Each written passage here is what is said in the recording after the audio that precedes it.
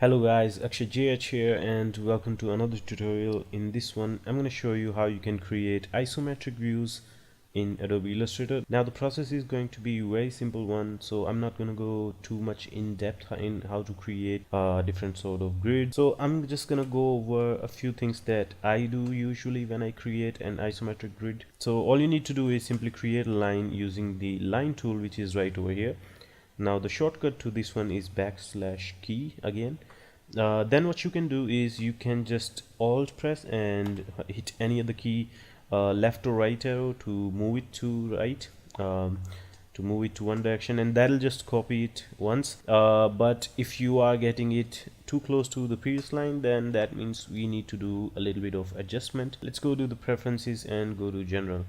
Here you're gonna see that keyboard increment is just 1 pixel over here. I'm gonna increase that to 30 for now, according to my page height and width. So again, alt right key, and yeah, that should do a little bit of work.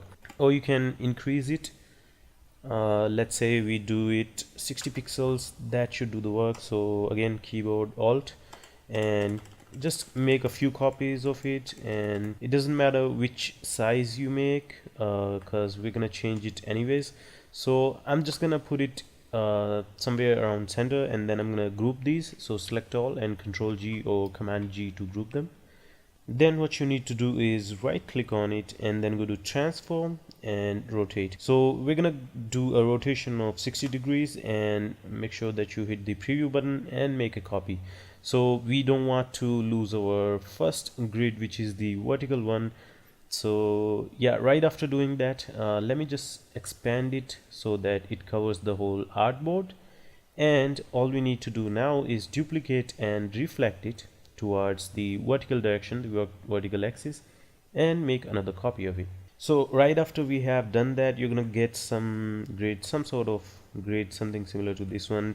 Let's group all these together, and I have reset my workspace over here, so I'm gonna go to the layers panel manually, and I'm gonna put this, dock this over here so we don't lose it again. So this is going to be our grid. So now what I'm gonna do is I'm gonna decrease the stroke width, which is going to be 0.1, so we can just see the grid but not too much, right? Lock the layer. I'm gonna call this one as a grid.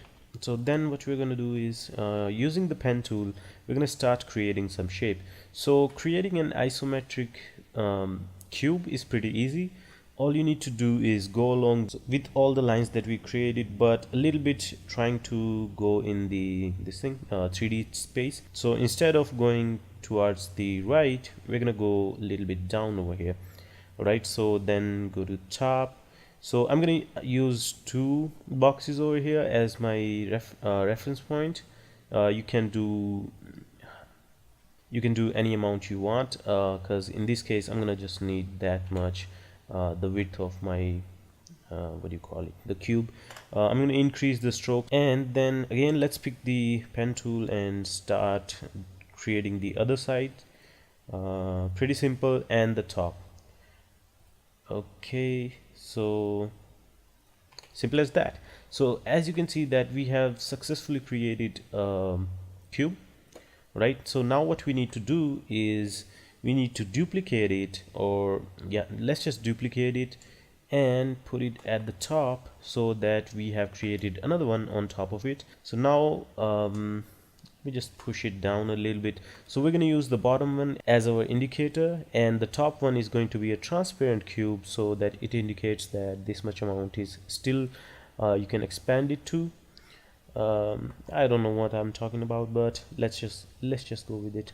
Then I'm gonna start coloring this, and I'm gonna use I'm gonna just totally use random colors, not something that I have already picked off.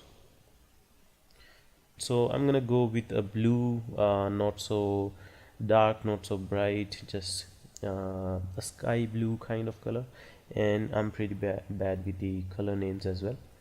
Anyways, after we have done that, so the right one is going to be a darker one, since assuming that the light is coming from the left side, so the right one is obviously going to be dark one, and the shadows will also be casted towards the right side.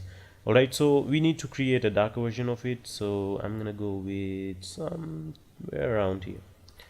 Now as you can see that this one is kind of a faded color or a darkish color, and this one is a little too bright, so I'm gonna make it just a bit subtle so that it's not too bright compared to our right side one, right?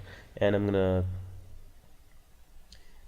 remove the stroke from both of these.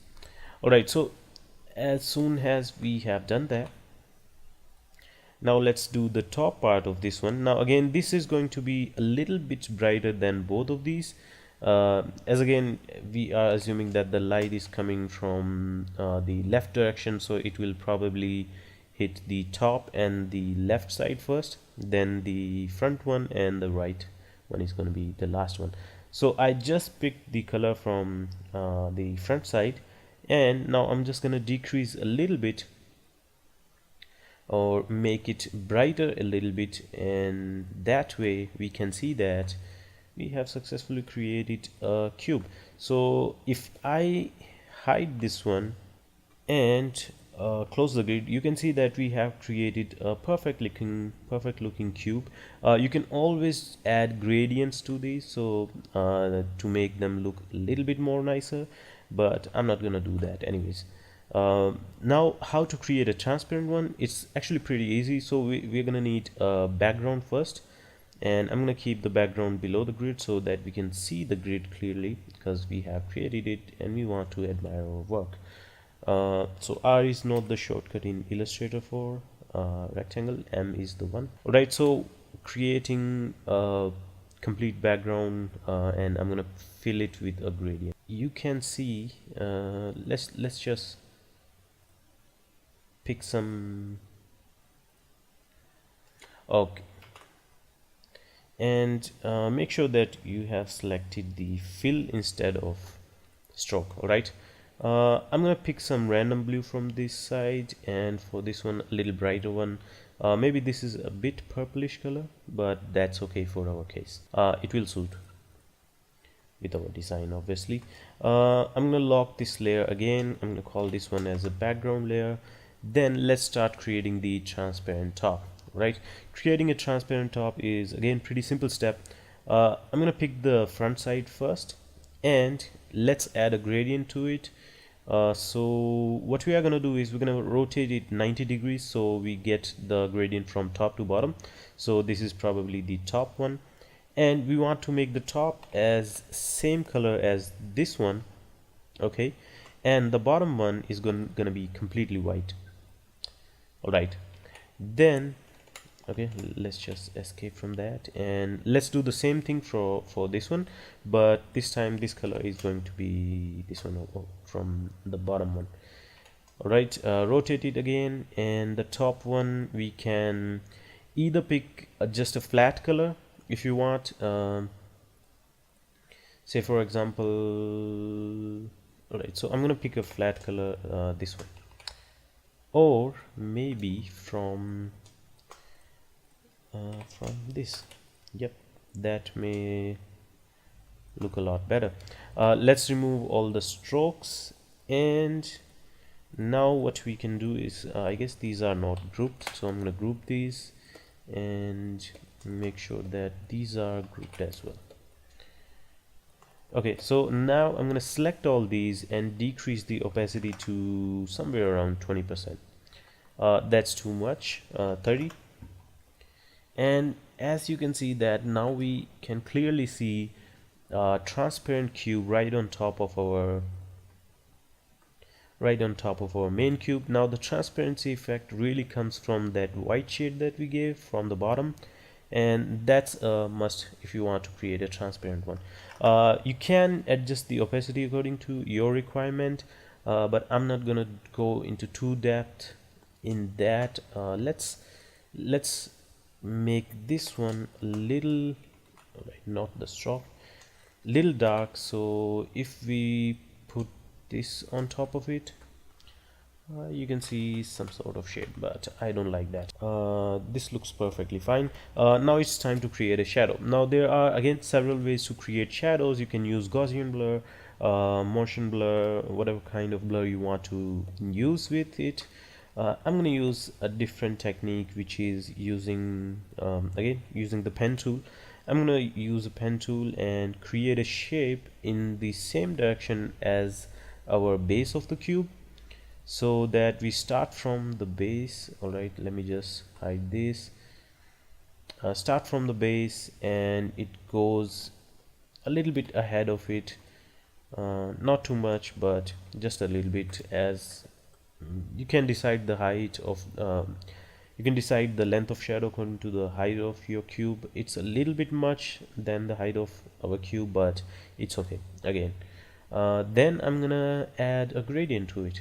So now the gradient is going to be -30. Yeah, so -30 in this case. Then what I'm gonna do is I'm gonna make the left side as pitch black, and the right side is going to be black as well, but this one is gonna have 0 opacity, so that it gives that faded kind of effect. And we don't want it to go to the complete edge, because it will look what do you call it, you can see the seams if you make it to the complete edge. And then just close the grid, and there you can see your shadow, but the angle is not what we expected. So I'm gonna rotate it again a little bit more. Yep, I guess 60 degrees is where the sweet spot is. Yep, that's where we want to go. All right,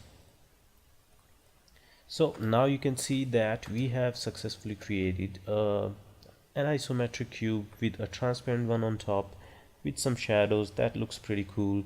And now you can just start grouping them and put some more of these around, like to create a complete chart. And obviously I'm not going to show you the whole thing, but you can probably do that.